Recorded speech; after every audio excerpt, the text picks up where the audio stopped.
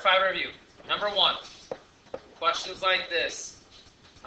X squared minus 4x is less than 32. First thing I would want to do, if you remember what we did in the book, is you can actually graph this the way that it is, and you could graph this the way that it is. The way I wouldn't want to do that is because that's such a large number. 32 would be so high up on my graph, it would be just a pain in the butt. So what I would do is I would just move this over, and I would make sure that this is compared to 0. And then if I compare it to 0, it's much easier.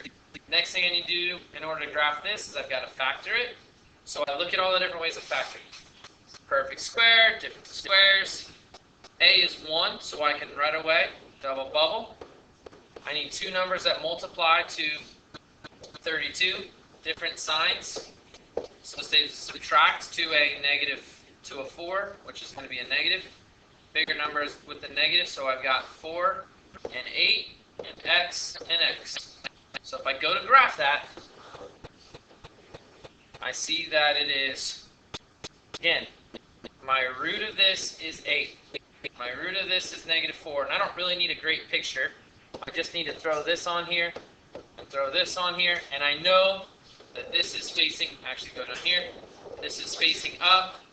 I know it should start up and end up. I know my vertex has to be somewhere down here. I don't really care exactly where it is, but I want things that are less, I want them less than 0. So I want anything that this, when I put an x in, I want this to be a negative y. So I look over here. All of these values over here, it's a different color. All these values over here, their y, their x is something, but their y is positive. Every one of these has a positive y. That's why I know it's facing up, or it's up above the 0. Whereas all of these guys down here, all of their outputs, all of their y's are negative. I know every one of these will have a negative y, which is exactly what I need this to be. My output needs to be below 0. So I know all of these are good values. I know all of these are bad, and all of those are bad. So that happens between negative 4 and positive 8. So my answer for this question would be negative 4 is less than x, which is less than 8. And that's what I'd be looking for. And it's not allowed to be equal to, because right here at the beginning it wasn't equal to. If that had been an equal sign, these would have equals to signs on it. Oops. Alright, we're moving all kinds of stuff around. Alright. Next one, problem 2. Problem 2 I actually messed up a little bit. I should have done it a little different problem. I'm going to do this problem, then I'm going to show you the original problem I wanted to have on there.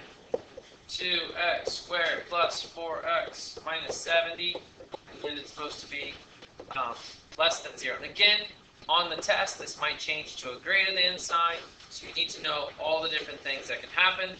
First, I look for a GCF, and yes, they do have one, 2. And I'm left with x squared plus 2x minus 35. Two numbers that multiply to 35, but subtract to a positive 2 would be x plus 7, x minus 5. Okay, those two numbers multiply to 35, but subtract to a positive 2. Bigger number is going to be positive, different sign subtract. If you need help, go back and look at those YouTube videos for factoring. That means that on mine, I'm going to have a negative 7 and a positive 5. So this is very similar to the last question, and that's why I messed up on it, so I'm going to fix it in just a second. But if you did this problem, you should have got negative 7 is less than x, which is less than 5.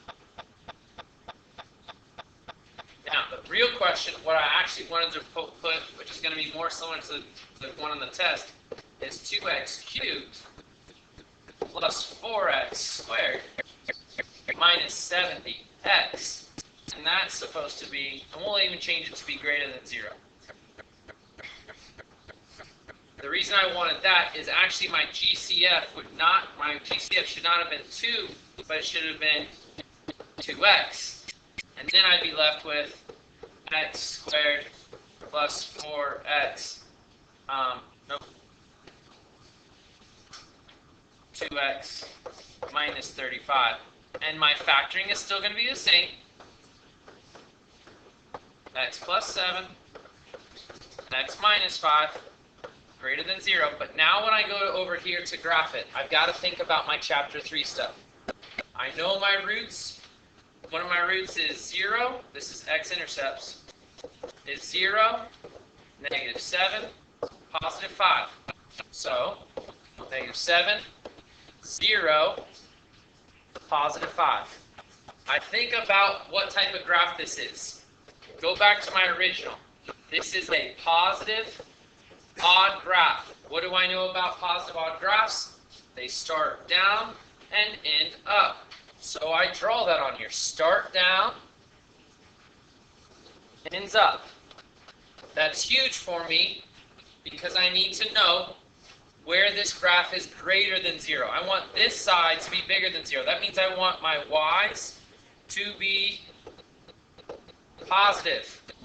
So this section of the graph, from here over, this part right here, does that yield positive y's? No, because my y's are in the negative. So this is not a good section.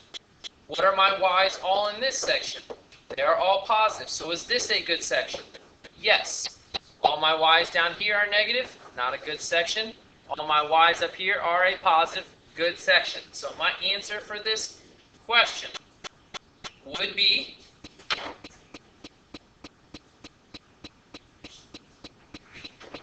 negative 7 is less than x, which is less than 0. That talks about this area right here. Or, I need this section, x is greater than 5. And that would be my answer. That is what your test, that's the one that the test is going to look more like. So one thing that I want to make sure we go over is right here, the zeros. Remember, this right here is its own little bubble. So what x can make that 0? If you plug a 0 in for x, that makes this whole thing become 0 and everything else becomes a 0. If you go back up to this one, there's nothing that I can plug into here that makes that 0. There's no x to plug in. So that's the difference between this one and this one. Problem 3.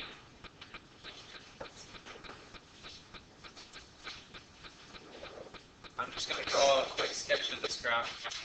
1, 2, 3, 4, 5, 6, 7.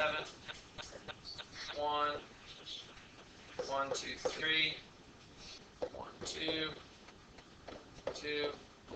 And it looks something like this. So just for fun, I know that this is an odd function. I know that it is also my negative because it starts up and ends down. Some things that I know about it. If it asks me for where is p of x, remember p of x, what does this really represent? This really represents a y. So it's asking me where are my y's less than 0. So I'm going to do those. Actually, let's change this up so we can see the difference. Where is p of x less than 0? Well, if I look right here, there's right here, my y changes from positive to negative. Right here, it changes again, changes, changes, and changes. So if I look, all of these y's on here are negative. That would be a green section. Check. All of these y's are negative, which are less than 0. So that's a check section also. And all of these are less than 0, so that's a green section. So if I want that, what are my x's that get me there? It's going to be a couple of them. It's going to be right here, 1, 2, 3, 4, 5, 6, 7. So negative 7, negative 1. I know that x is bigger than, so negative 7 is less than x, which is less than negative 1. Notice it's not allowed to be equal to, so I'm not including negative 7 or negative 1. Also between 1, 2, 3, positive 3, 5. So between 3 and 5, it's good. And finally, anything bigger than 7 will yield out a negative y. So that would be my answer to the first part. the next part, I'm not going to erase any of this stuff. I'm going to do it in a different color. Where p of x is greater than 0, I'm looking for my y's to be positive. Remember, this really represents y.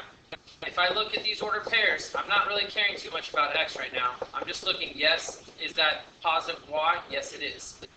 Are these positive y's? Yes, they are. And these are all positive y's. So all of those are going to be included. And if you notice, now I'm going to say what my x values are that get me there.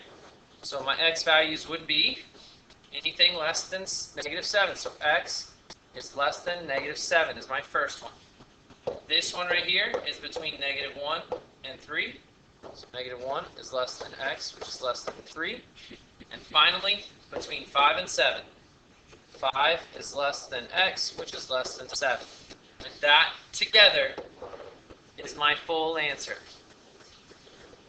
But you have to have, these guys are kind of separate answers. But it asks you for both of them.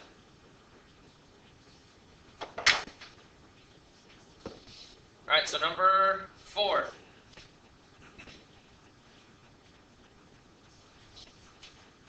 Number 4 asks me to graph a piecewise function. And there's 2 of these.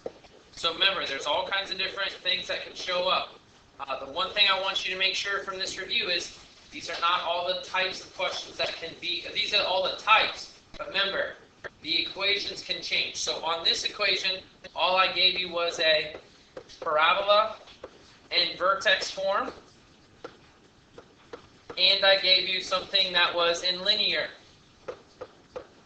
But we know that we should be able to graph things that are in vertex form, standard form, factored form. For parabolas, we should be able to do factored form of things to the 3rd power. I could give you something. I could give you something here that looks more like what you graphed in problem 1 and 2, and you should still be able to graph that stuff.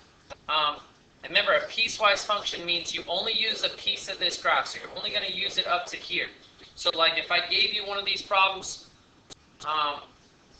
like this, if I gave you this problem, maybe you only use this section, and then you don't use this section over here. But all these kinds of different graphs can be on this type of problem. So here we go. If I was going to graph this, the first thing I would do is I'd graph the first one. So it's in vertex form. And so the first thing I do is I look at this guy only. Don't worry about this yet. We'll take care of that later. Let's just graph that thing. I know it's in vertex form. To the left 2 and down 3. So to the left 2, 1, 2, down 3, 1, 2, 3. And I'm going to graph it just like it's normal. I make my X and Y chart real quick. Go to the, I don't even care about the domain. If you can understand that you don't actually have to do the right side of this graph, you're good. But I'm going to graph it just like normal. So I would do -1 and 0. Plug those in. -1 plus 2 is -1. -1 squared is 1. 1 minus 3 is a -2. So it would look like this. And then I mirror it to the other side. And then 0. 0 plus 2 is 2. 2 squared is 4. 4 minus 3 is 1. So I'd have 0, 1 on there. And that also means that I'd mirror that over 1 up to here. And so this would be my graph of my parabola. That is just this thing graphed. I have not thought about it being a piecewise function yet. Does that make sense? So now I'm going to think about it being a piecewise function. I only use this graph when x is less than -2. So let's go here. Does everybody see that x is less than -2? Is this line right here? Does everybody see that that's that line? Well, I only use this function, I only use this thing as long as x is less than 2, or -2. So what happens to this other side of the equation? I erase it. I'm not going to use that side. Now, the other thing I need to make sure of is it says x is less than. X is less than right there. So if it's not allowed to be equal to, what do I need to do to this circle right here? It needs to be, and you better put this on your graph because I will mark points off for sure of that. It has to be an open circle. Does everybody understand why?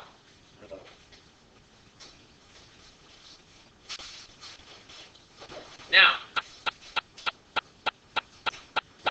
so the last part of this is I'm going to graph this guy. And it's going to be linear. This is my y-intercept plus 5. 1, 2, 3, 4, 5. I need to get this all the way back over here to where this stopped and then continued on. So my slope is 1/2. But if I go up 1 over 2, it doesn't get me backwards. So what I want to do is a -1 over -2, which is equivalent to a 1/2. It just moves me instead of to the right, which I did, it moves me down and back to, and I know this one is included, so I colored the circle in. Notice this one's colored in, this one is not, because when I'm 2, I'm supposed to be using this function, and I draw my line like that. So that would be my graph.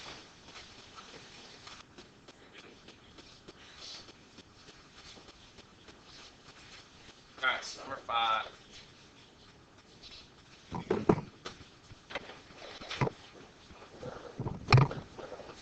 Draw a quick sketch of this.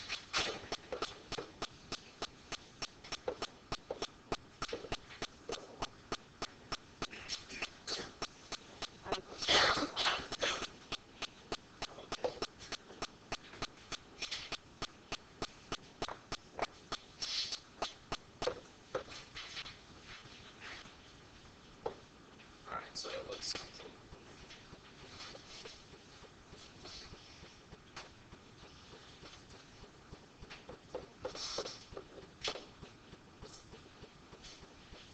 So this looks like the drawing, something like this.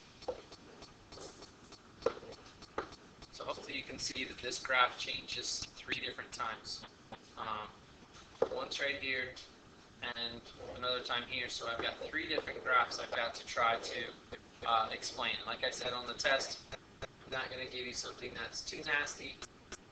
They're going to be fairly simple ones with this, but you should know that this right here is linear because it's making a straight line. You should know that this is quadratic because it's making the U shape that we've talked about, and this is again linear. And so if I was doing these guys, I need to know that this right here is the equation 1, 2, 3, 4, 5. This is the equation y equals 5. I need to know that this is the equation right here. Color y equals 2. This is the equation y equals 5. And this equation right here, since it's parabola, easiest form for me to turn it into is vertex form. And so like I said, I'm not going to give you anything too nasty on the test. All you have to do is do x. It moves over to the left 1, 2, 3, so I know that that's actually a plus 3 inside here. Squared minus 1, 2, 3, 4. And on the test, if it's a graph, it'll be labeled a lot nicer. This is just obviously hand drawn. Okay? So now when I'm doing this, I need f of x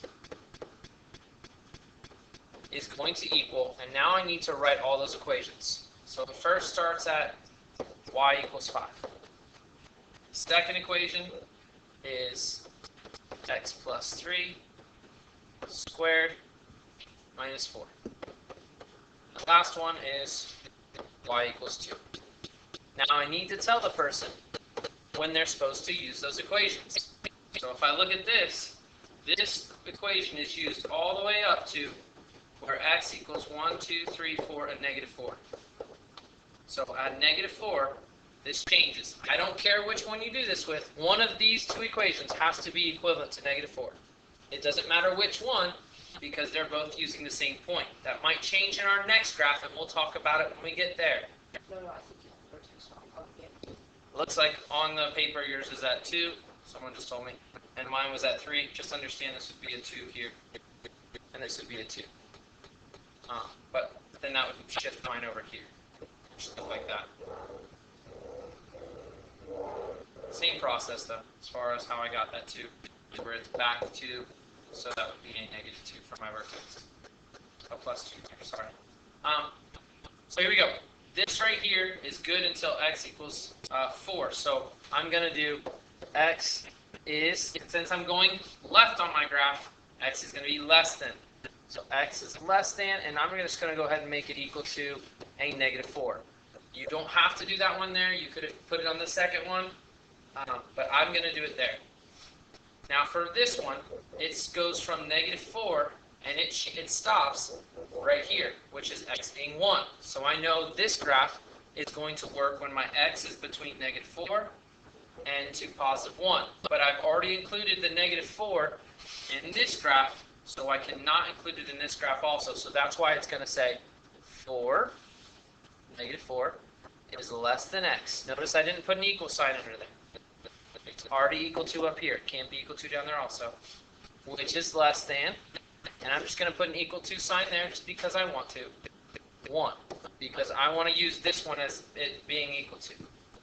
When I go to do my next graph, I cannot include that 1 in this one in this graph also. So it's going to be x, and since I'm going to the right, it's got to be bigger than, greater than, and what's my number? 1. How come I didn't make an equal to? Because I already made it equal to up there.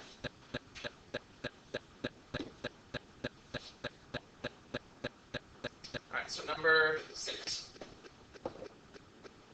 I'm actually going to draw this, and so I'm going to pause the video so you don't waste time watching me draw. Alright, so this is an excellent piecewise function. It tests a lot of our old stuff. Just make sure you understand these, what these open symbols means, what these close symbols, and again, open, close. So here we go. Let's talk about this first equation. This first equation is, obviously it's linear. Hopefully you see that because it's a line, which I know I'm going to do slope-intercept form, which means I need a slope and I need a y-intercept. Well, actually first, if I graph this, I normally graph the y-intercept and then I use the slope. Well, if I look right here, they don't give me a y-intercept. So I'm actually going to have to extend this graph to find where the y-intercept would be so that I can use it for my equation. Now, is my y-intercept a part of this piecewise function? No, it gets cut off, but I still need to see where it would hit over here so I can make the equation for my graph. So I've got to find that first by using my slope. So actually the first thing I have to find is my slope. So how do I find my slope? My slope is rise over run. So how much do I rise? 1, run, 1, 2. So it should be a 1/2, and it is a positive because I'm going up and I'm going right. So I know that part of this graph is going to be 1/2 x, and then I need a y-intercept. That's the only other thing I need. So what I do is I keep using my slope until I hit this y-axis. I go up 1, over 1, 2. Up 1, over 1, 2. So it looks like it should have been 1, 2, 3, and -3. So my equation, that is my equation for this line right here. 1/2 x minus 3. We're going to skip the middle section for just now. We're going to skip over to this guy. Just like doing the easiest ones first. Just seems easier to me. So 1, 2, 3, 4, 5. This line right here always equals 5. No matter what x puts in, no matter what x I put in, my y is always 5 high. So this equation is actually y equals 5. Now my middle guy, notice I've given you roots. The way that we write equations is we can use their roots. And I know that my roots are, so this equation is the hardest one, the linear one. It's probably the hardest one for most of you. It's been such a long time since you've used it.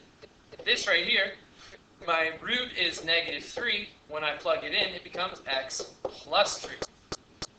My root is 1. My factor is x minus 1.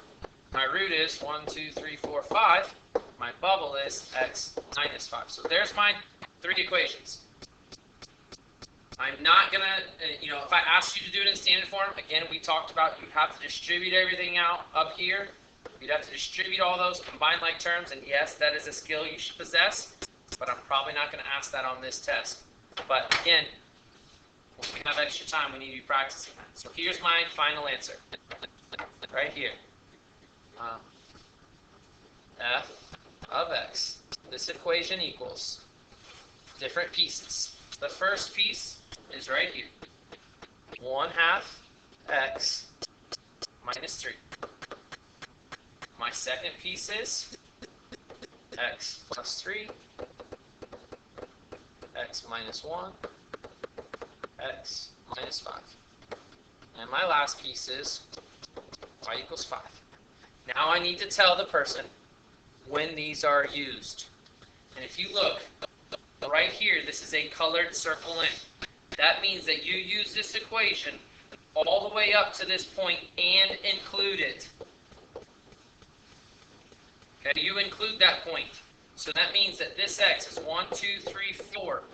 This graph right here is used all the way to where x is -4, and it includes the -4. So when I write that over here, it's x is less than or equal to -4. You must have that equal sign there. And this one, it does matter that that equal sign is there. That's because that dot is colored in. On this one, it starts with an open dot, which means my -4 is not included.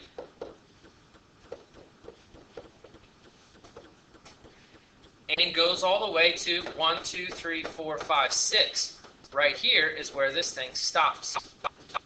That's at my x being 6. So I know that I go all the way from -4, my x's, to +6. I do not include this one, and I include that. So it's going to be from -4 is less than x, which is less than or equal to +6. And notice there's an equal to sign here. There was not an equal to sign on this one. No equal to sign because it's not included. Equal to sign on this one because it is included. And finally, this graph right here picks up from where x is bigger than 6, but open circle means it does not include it. So I go x is greater than 6. Do not put an equal sign underneath it, and there is my final answer. So for your test, and then number 7 and 8, you should have that video that you need to watch on 5.5. Make sure you watch those. There's actually one of the questions I believe is almost identical to one of the questions I go over in that video. Remember, there's 12 questions total. Maybe I might add one for another bonus. But other than that, that's it.